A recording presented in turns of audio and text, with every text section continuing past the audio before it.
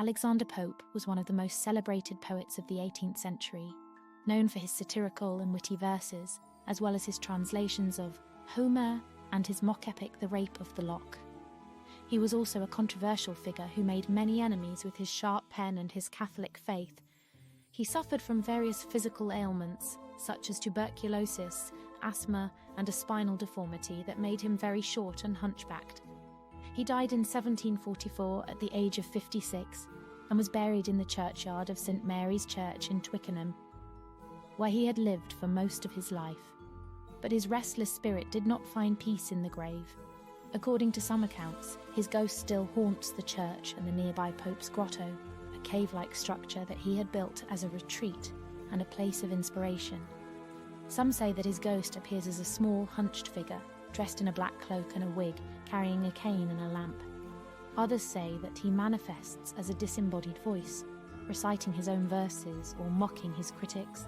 Some even claim that he can possess the living and make them speak in his style and manner. One of the most famous stories of Pope's ghost was recorded by a Reverend Joseph Spence, a friend and biographer of Pope, who visited Twickenham in 1751, 7 years after Pope's death. Spence was staying at a house near the church, and one night he heard a knock on his door.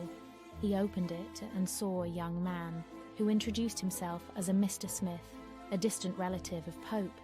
He said that he had come to pay his respects to the poet's tomb and asked Spence if he could accompany him. Spence agreed, and they walked together to the churchyard.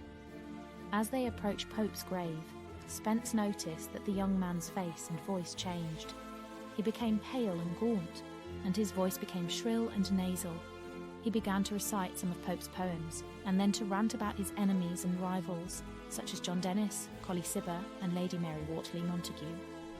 He also spoke of his love for a mysterious lady, whom he had addressed in his elegy to the memory of an unfortunate lady, a poem about a woman who had killed herself for love of him.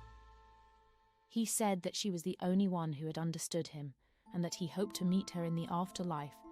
Spence was shocked and terrified by this transformation. He realised that the young man was possessed by Pope's ghost, and that he had fallen into a trap.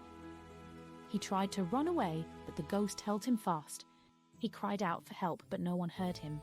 He felt a cold hand clutching his throat, and a breathless voice whispering in his ear. "What beckoning ghost along the moonlight shade invites my steps, and points to yonder glade? 'Tis she, but why that bleeding bosom gored? Why dimly gleams the visionary sword? O ever beauteous, ever friendly, tell, is it in heaven a crime to love too well?" One Spence fainted and fell to the ground. When he woke up, he found himself alone in the churchyard, with no sign of the young man or the ghost. He ran back to the house and told his host what had happened. His host confirmed that there was no Mr. Smith related to Pope, and that Spence had been the victim of a supernatural prank. He advised him to leave Twickenham as soon as possible and never to return. Spence followed his advice and never spoke of the incident again.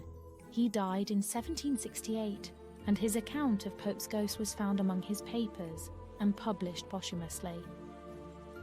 It remains one of the most chilling and intriguing stories of the haunted poet, whose words still echo in the night. Thanks for watching this tale from Paranormal Tours.